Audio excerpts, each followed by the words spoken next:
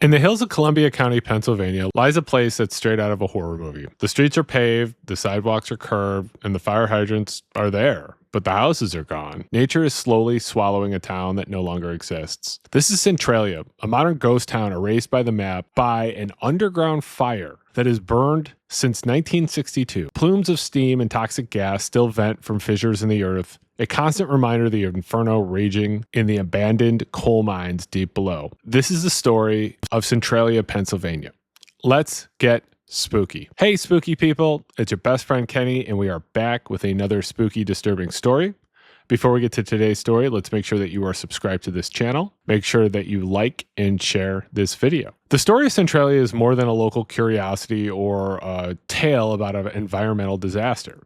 It's a story of a town built and ultimately consumed by the resource that gave it light: anthracite coal. Centralia was founded as a bustling 19th century coal town, but it has suffered a slow, agonizing death and an afterlife as a dark tourist destination. Centralia sits within the anthracite uplands of northeastern Pennsylvania and is home to the largest and most concentrated deposits of anthracite or hard coal in the Americas. The unique coal is characterized by its high carbon content and clean hot burn, and it's the fuel that powered America's Industrial Revolution. The town was first known as Bull's Head and was established around a tavern opened by Jonathan Faust in 1832. In 1842, Locust Mountain Coal and Iron Company acquired the land, and mountain engineer Alexander Ray was dispatched to plan a formal village. He laid out a grid of streets and lots, initially naming the settlement Centraville, but because another Centraville already existed in a neighboring county, he changed the name to Centralia in 1865 to accommodate the U.S. Post Office. The arrival of the Mine Run Railroad in 1854 ignited Centralia's boom. It was a vital link to the outside world, and it made the large-scale extraction and transport of coal profitable. A series of mines would open: the Locust Run and Coal Ridge mines in 1856, the Centralia Mine in 1862, and the Continental Mine in 1863. The Lehigh and the Mahanoy Railroad extended a branch to the town in 1865, further expanding the market for Centralia's coal. By the time of its official incorporation in 1866, Centralia was your stereotypical boom town. Its population swelled with immigrant miners from Ireland, Wales, and Eastern Europe, all drawn with the promise of work in the mines. At its peak in 1890, the town was home to 2,761 people. And it was a self-contained universe with 7 churches, 5 hotels, 2 theaters, a bank, a post office, and 27 bars, catering to the hard-living miners who fueled its economy. The coal boom was built on the foundation of dangerous labor and social divisions. In the 1860s, Centralia became the center of activity for the Molly Maguires, a secret society of Irish-American miners who used intimidation, violence, and sabotage to fight for better wages and working conditions against the powerful mine owners. The conflict in Centralia would eventually turn deadly. On October 17, 1868, town founder Alexander Ray was ambushed and murdered in his buggy while traveling between Centralia and Mount Carmel. 3 men, alleged to be members of the Molly Maguires, were eventually convicted and hanged for the crime in 1878. The violence left a mark on the town's psyche, giving rise to an enduring local legend. Father Daniel Ignatius McDermott, the town's first resident Roman Catholic priest, fiercely condemned the Molly Maguires from his pulpit. In 1869, he was allegedly assaulted by 3 members of the society. In retaliation, legend holds that McDermott cursed the land, declaring that a day would come when his church, St. Ignatius, would be the only structure left standing in Centralia. The golden age of Centralia was fleeting. The national demand for anthracite coal peaked around World War I and began a steady decline as industries and homes switched to cheaper and more convenient fuels like oil and natural gas. The Great Depression accelerated the process. After the Wall Street crash of 1929, the region's largest employer, the Lehigh Valley Coal Company, closed 5 of its mines in and around Centralia. The town's population began to dwindle as jobs disappeared. From its 1890 peak of over 2,700 people, the number of residents fell to 1986 by 1950, and to just 1,435 by 1960, which was a year before the fire would start. The closure of the official mines gave rise to a dangerous new practice known as bootleg mining. Unemployed miners, using their knowledge of the underground terrain, would illegally enter abandoned mines to blast coal from the support pillars left behind to hold up the mine roofs. The practice created a black market for coal and severely destabilized the ground beneath the town, and this created a vast, unmapped labyrinth of interconnected tunnels and collapsed chambers. Even before the fire in 1962, The town was already in a state of advanced decay. Its economic foundation had eroded, and its physical foundation was dangerously compromised. The land that had created its wealth provided the architecture for an unstoppable underground fire with its complex network of steeply pitched, interconnected anthracite seams in the Buck Mountain vein. The economic decline led to the closure of mines without proper sealing, and this, combined with the desperate practice of bootleg mining that riddled the earth with hidden voids, created an ideal pathway for the fire to spread. The disaster was the tragic culmination of the town's entire history. In the days leading up to Memorial Day 1962, the Centralia Borough Council sought to clean up the town's landfill ahead of the holiday, when many visitors were expected at the adjacent Oddfellows Cemetery. On May 27th, they hired 5 volunteer firefighters to conduct a controlled burn of the trash. The landfill was located in a 75-foot wide, 50-foot deep pit left over from an abandoned strip mining operation in the 1930s. This decision was a catastrophe. Unknown to the firefighters, an unsealing opening at the base of the pit connected directly to the vast network of abandoned mine tunnels of the Buck Mountain coal seam. After setting the garbage on fire and later dousing the surface flames, the firefighters departed, believing the job was done. But the fire had found a pathway deep into the earth where it lit the anthracite-rich coal seam. It's important to note that the practice of setting dump fires near mines had been outlawed by Pennsylvania state law in 1958 for this very reason, but they didn't follow the law. In the days that followed, the fire's nature became terrifyingly apparent. Initial efforts by the borough council to dig out the smoldering coal were quickly overwhelmed. The problem was far beyond the capacity of a small town.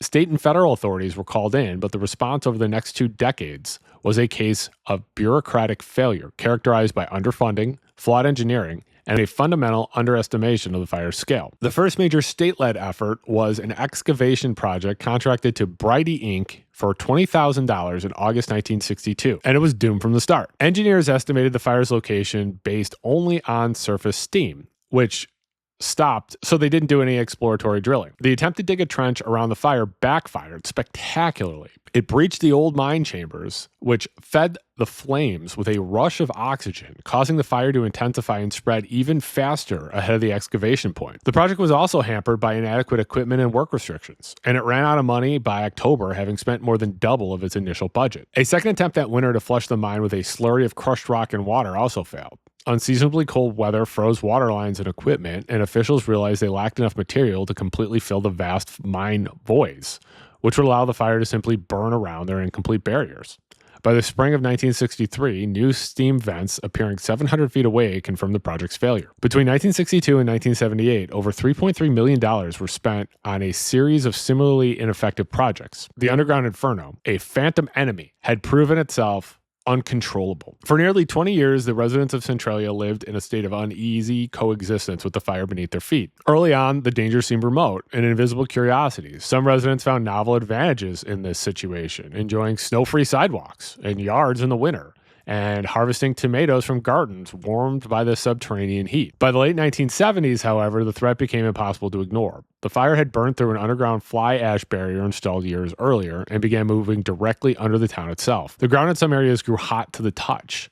Vegetation was scorched from the roots up, leaving patches of bleached, barren earth. Most dangerously, poisonous, mostly carbon monoxide, began to seep into the basements of homes. Residents adapted with grim ingenuity, keeping canaries in their homes as primitive gas detectors and leaving basement windows open year-round, even in the depths of Pennsylvania winter, to prevent a deadly buildup of fumes. In 1979, the owner of the town's gas station, who was then mayor, John Coddington, discovered that the temperature of the gasoline in the underground storage tanks had reached a startling 172 degrees Fahrenheit, which was a clear sign that the fire was now burning directly beneath the town's commercial center. The disaster in Centralia was a creeping ghost. The slow-motion catastrophe created a uniquely destructive social dynamic.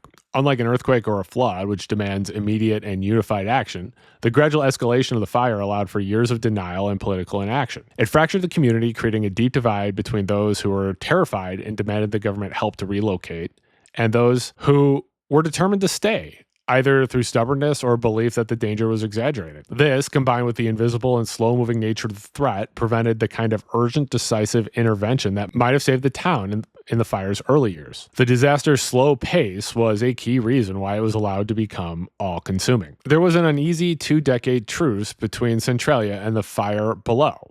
but this was shattered on Valentine's Day, 1981. There would be a terrifying, near-fatal accident. 12-year-old Todd Domboski was walking through his grandmother's backyard when the ground suddenly gave way beneath him. He plunged into a narrow, newly formed sinkhole, a chimney leading directly into subterranean fire.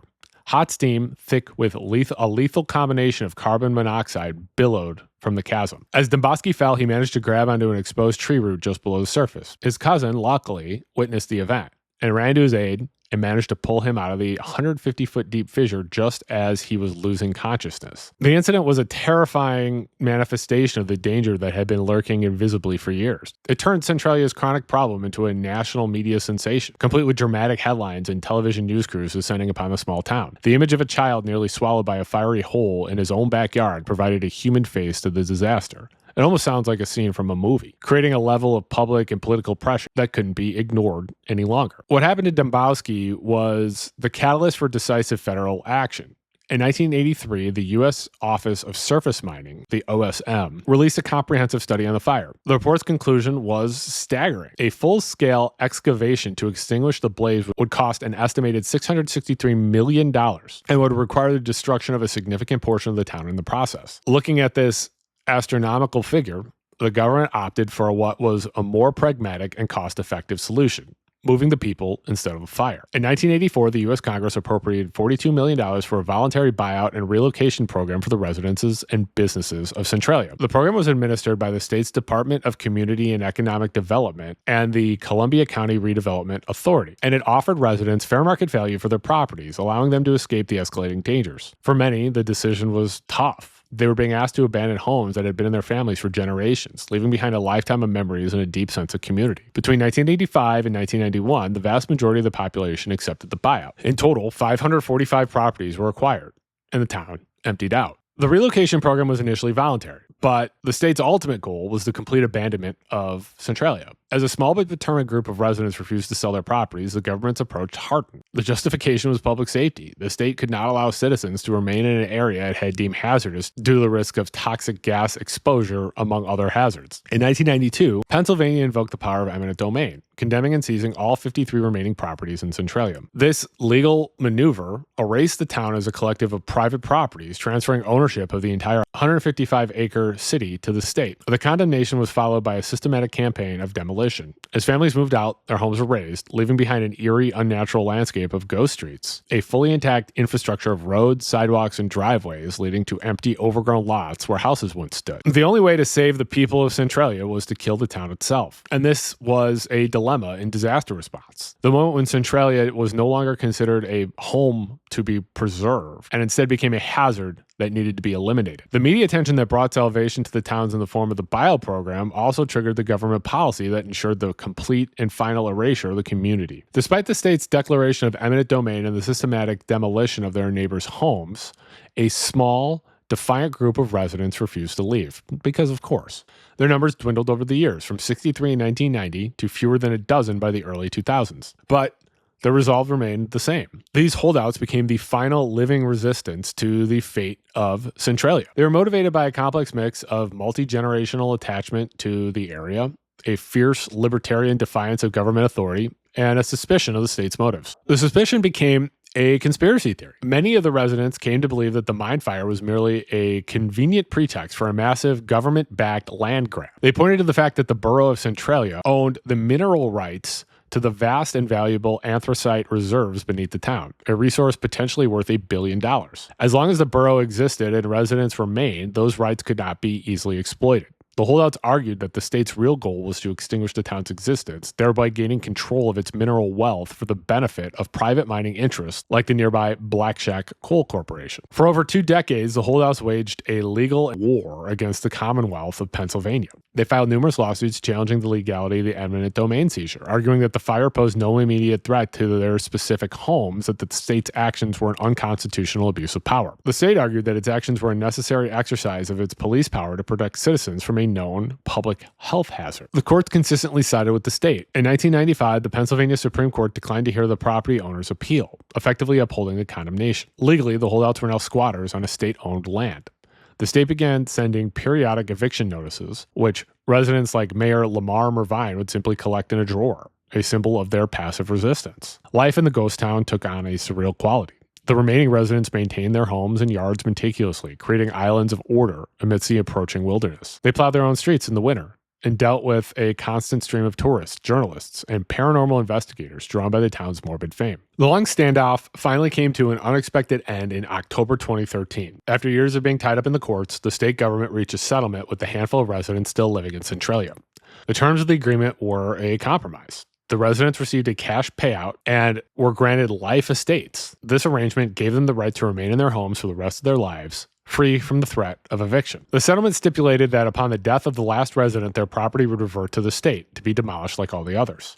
The agreement ended the residents' personal fight, but sealed the town's ultimate fate. The Holdouts' long battle was not simply about property rights. It was the struggle over the very definition of home and the right to self-determination. The 2013 settlement created a legal status that recognized their right to inhabit a place that the state had already condemned, but guaranteed its eventual final disappearance from the landscape. Today, Centralia exists in a state of bizarre animation, a place defined by absence. The population has dwindled to a mere handful of individuals. According to the 2020 census, the population has dwindled to just 5 residents, though other estimates suggest the number might even be lower. The landscape is a testament to what was lost. A grid of streets that are now flanked by empty lots where nature is steadily reclaiming the land. Only a few structures have survived. The last few occupied homes in the municipal buildings still stand, but the most prominent landmark is the Assumption of the Blessed Virgin Mary Ukrainian Catholic Church. Built in 1911, the church sits on a hill at the edge of the town. Incredibly, it was built on a foundation of solid rock, not overly compromised mine network,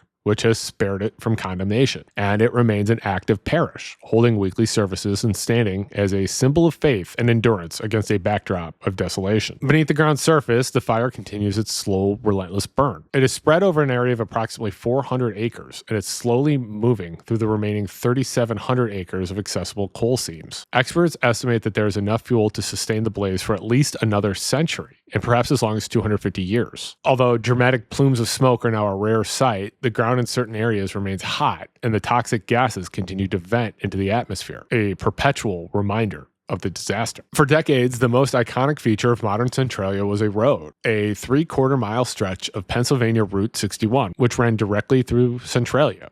It was permanently closed in 1993 after the fire buckled the asphalt and opened deep, steaming fissures in the surface. It was left to decay, and this abandoned highway became a tourist attraction. Over the years, it transformed into the Graffiti Highway. Thousands of visitors, from tourists to artists, covered every inch of the cracked and warped pavement with spray paint, creating a vibrant, ever-changing tapestry of folk art. It became a pilgrimage site for urban explorers and those fascinated with Centralia's story, a unique and colorful monument to the town's demise. But the highway's life as a countercultural landmark came to an abrupt end in April 2020. The private company that acquired the land took decisive action. Truckloads of dirt were brought in, and the entire stretch of painted asphalt was buried, erasing the highway from the landscape. This was seen by many as the final erasure of Centralia's modern identity, silencing a unique voice that had emerged from the ruins. In its death, Centralia was reborn in popular culture. Its eerie atmosphere and tragic story have inspired numerous works of fiction, including novels like Dean Koontz' Strange Highways and David Wellington's Vampire Zero, as well as multiple documentaries, including 2007's The Town That Was. Its most famous cultural connection is to the horror franchise Silent Hill. It's a widely believed myth that Centralia was the inspiration for the original Japanese video game. However, the game's creators have repeatedly debunked this, stating the game's setting was a fictional creation meant to evoke a generic sense of rural Americana. But the true connection lies with Hollywood. Screenwriter Roger Avary directly drew upon the real-life story of an aesthetic of Centralia. The endless underground fire, the smoke-filled streets, the abandoned buildings, and the sense of the town being consumed by below as the direct inspiration for the 2006 film adaptation of Silent Hill. Centralia has become an illustration of how modern society processes disaster. The town's real history of loss and community has been repackaged as a spectacle for dark tourism and a backdrop for horror fiction. The Graffiti Highway was a place where visitors could literally leave their mark on the ruins of the tragedy. The eventual burial of the highway is the final attempt by the property owners to reclaim the narrative, to extinguish the spectacle that the town had become. The story of Centralia, Pennsylvania is a complete life cycle of an American industrial town. Born from a boom, sustained by a single resource, and ultimately destroyed by the long-term consequences of that industry. The fire that began in 1962 and continues to burn today is the manifestation of a history of exploitation, both of the land and the people who worked it. It is an American tragedy, and it examines the limits of our ability to control nature and the powerful, enduring definition of what is home, even after the physical place has vanished into the earth. Make sure that you're subscribed to this channel, The Spooky Lawyer. Make sure that you like and share this video. Go ahead and follow me on Twitter, Blue Sky, and TikTok. My username is The Spooky Lawyer. If there is a spooky or disturbing story you would like me to cover, leave a comment and tell me about it. Or if you like the video, leave a comment and tell me about it. If you're feeling shy, you can send me an email. My email address is thespookylawyer@gmail.com. If you'd like to support the channel, there is a link in the description to buy me a coffee. So buy me a coffee. Or you could become a member of the channel. And for the $1.99 tier, you can get access to exclusive content, including exclusive videos, as well as access to my videos before they are made public. I appreciate you considering this. You also support me by continuing to watch, click like, and share my videos. And I really do appreciate that you watch my videos. And please, stay spooky.